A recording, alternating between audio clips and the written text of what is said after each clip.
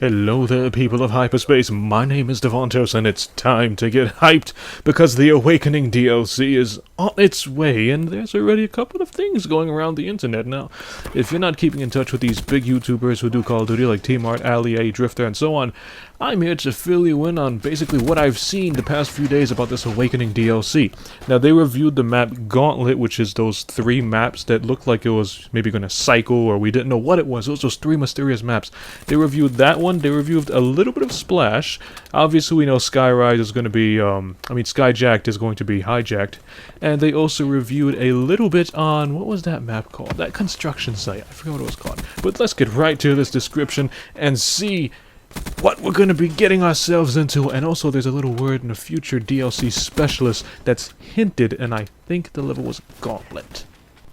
So let's start off with everybody's favorite, Gauntlet. From what I've seen in the gameplay and what everybody's talking about Gauntlet, it's going to be one map, but that one map is basically going to have 3 little maps in one. Now, I'm not too sure if it's the left or right side, but one side is going to be a jungle. In that jungle, it's going to be, very urban-like, not urban city, really more like an urban greenish kind of jungle, but anyway, it's going to have a lot of hiding spots, a lot of pockets, very difficult and low visibility because all the I guess it's raining there.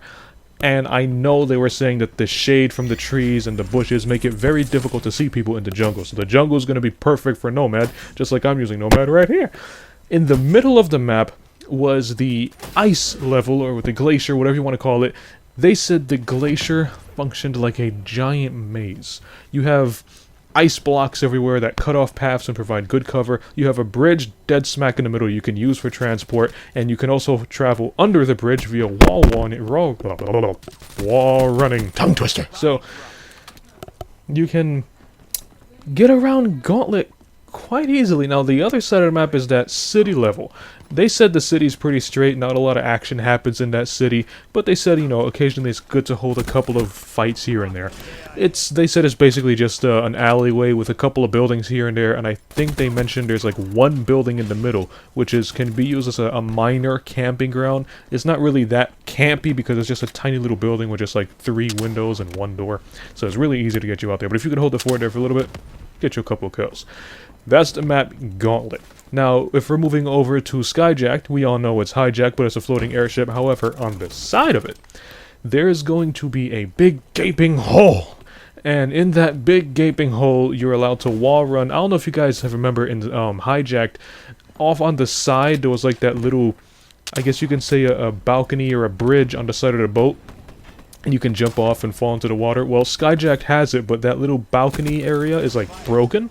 So you can, wall run to get over the crack, or you could just drop and float. And when you float in, or hover, whatever you want to call it, fly, you can land inside of the boat.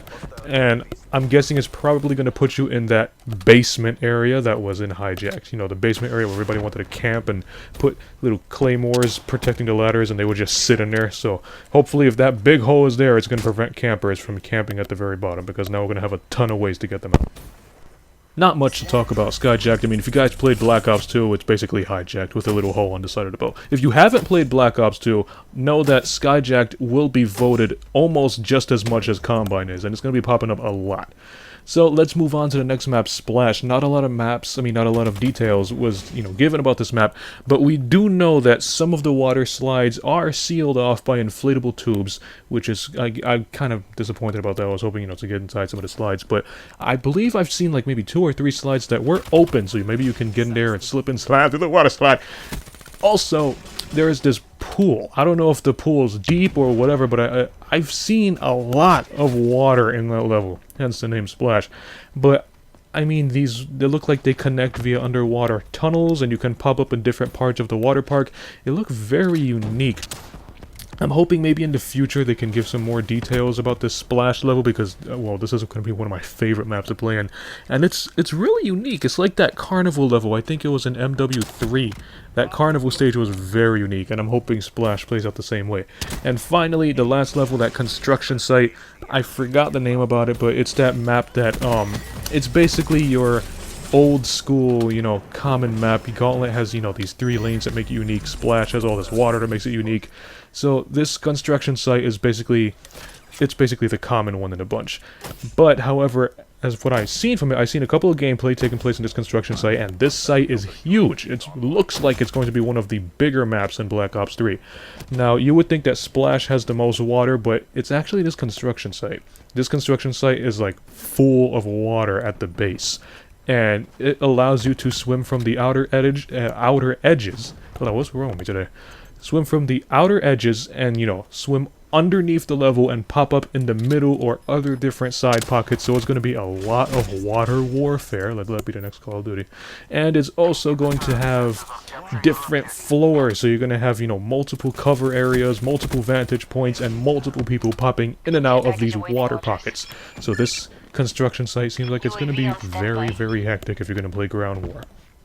About this specialist character, this is what everybody's been waiting for, and it's a little awkward, but let's get right to this. In the map Gauntlet, there are these displays representing each individual specialist. You got a display for Battery, a display for Ruin, a display for Seraph, Reaper, and so on. Even Spectre. So, there's one display that's completely empty, and underneath the displays has the name. So it has, for example, Reaper's head, and it has a nameplate that says Reaper. Under this empty one, there's a nameplate, but it's scratched off, and nobody knows what the name is. However, when you look on the display, there's a card.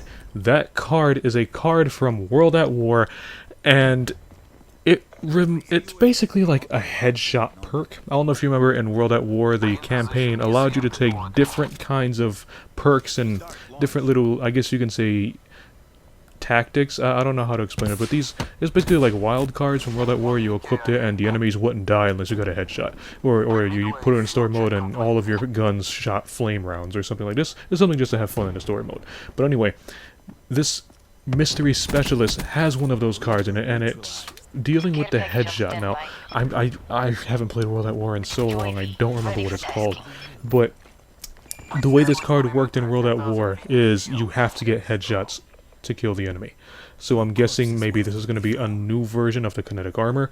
I have no idea how it's going to work out, but that's the only hint we got on the new specialist. But that's the end of the gameplay here. If you liked it, punch that like button with a mighty force. You can follow me on Twitter at DavontosMan or Vine Davontos, and as always, I'll see all of you in my next video.